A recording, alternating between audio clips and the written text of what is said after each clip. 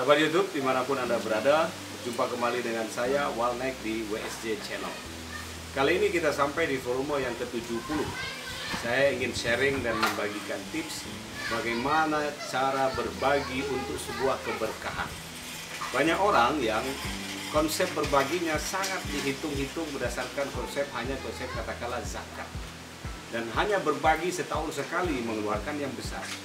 Di bulan-bulan, di acara bulan-bulanannya atau kesehariannya itu hanya menyumbang 1.000, 2.000 keropak masjid dan lain-lain.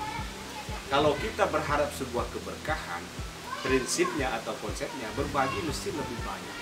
Jangan pernah khawatir kalau berbaginya banyak lalu Anda miskin. Justru dengan berbaginya banyak Anda akan kembali mendapat rezeki yang lebih banyak.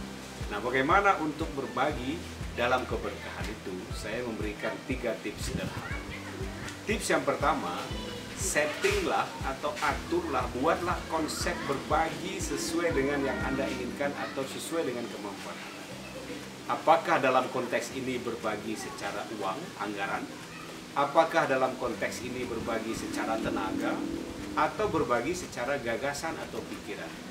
Diri Anda harus punya konsep, saya akan memaksimalkan berbagi dalam hal 1, duit, katakanlah uang sebulan sebulan 1 juta saya akan berbagi, atau setiap pendapatan saya akan berbagi 10%.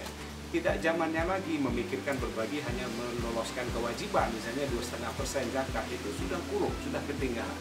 Berbagi mesti lebih banyak, apakah 5%, 10%, 20%.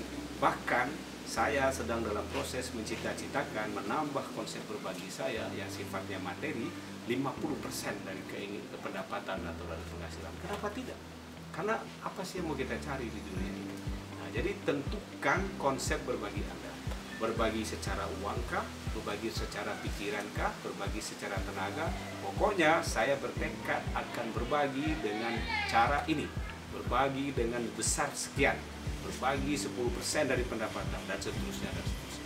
Nah, tips yang kedua setelah Anda menentukan konsep berbagi itu, yang kedua tentukan siapa sasaran atau target penerima berbagi.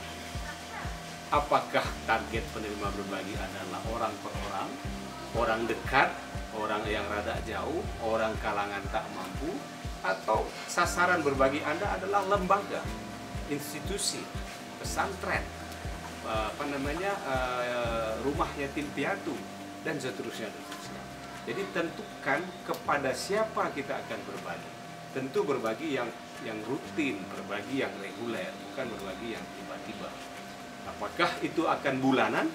Apakah itu akan kuartalan? Apakah itu akan semesteran apa tahunan? Terserah.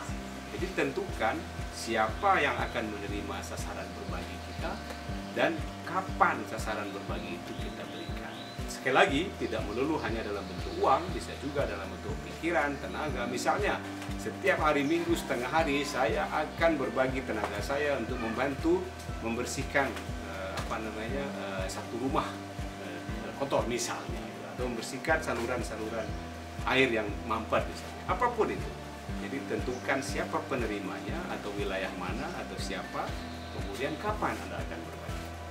Nah, yang ketiga, ini yang paling penting dalam tips berbagi untuk keberkahan. Jangan pernah Anda memikirkan kualitas, integritas, dan pertanggungjawaban orang yang mendapat bagian dari Anda.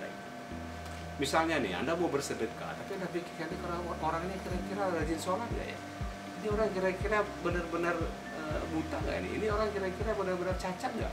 Nggak perlu kita pikirkan itu, karena kita sudah berniat untuk berbagi, tekadnya sudah ada, dan target yang kita tentukan sudah ada, bahwa akhirnya orang itu tidak berkualitas, orang itu menyeleweng, orang itu tidak amanah, itu urusan mereka. Pahala dan keberkahan Anda berbagi sudah Anda dapatkan. Uang diniatkan saja sudah dapat pahala, apalagi sudah Anda sampaikan. Jadi ketika misalnya datang orang ke rumah, saya misalnya sudah memasang target berbagi setiap hari sekian, siapapun yang datang akan saya kasih. Begitu ada orang yang datang, jangan terus kita curigai dari mana ini, kira-kira komplotan penipu dari mana ini, kira-kira dia benar nggak punya pesantren. Itu nggak usah kita pikirkan, karena itu sesuatu yang di luar kontrol kita. Yang hanya di dalam kontrol kita adalah kita ingin berbagi. bahwa hasil dari berbagi kita diselesaikan, itu tidak urusan kita. Nah, mudah-mudahan dengan cara itu kita akan mendapatkan keberkahan dan kita akan mendapatkan kebahagiaan, lempeng, enak untuk berbagi, senantiasa berbagi. Ingat sekali lagi dari saya, jangan hanya berbagi memenuhi syarat, melepaskan gugur syarat. 2,5%, jangan berbagi, berlomba-lomba sekarang berbagi sebanyak mungkin. Tidak bisa dengan cara uang, dengan tenaga, tidak bisa dengan tenaga, dengan pikiran, dengan cara apapun. Bahkan menghubung-hubungkan orang yang bisa berbagi pun itu sudah termasuk dengan cara Anda berbagi. Atau termasuk berbagi ilmu, berbagi gagasan, dan seterusnya. Mudah-mudahan bisa membantu Anda memperoleh keberkahan dari berbagi. Yuk, mari kita berbagi untuk sesama. Mudah-mudahan harta kita, tenaga kita, pikiran kita bersih. Tidak akan dihisab atau tidak akan dihitung nantinya sebagai orang yang kurang dalam berbagi. Ingat, di balik kesulitan pasti ada kemudahan, di balik kesulitan pasti ada kemudahan. Salam.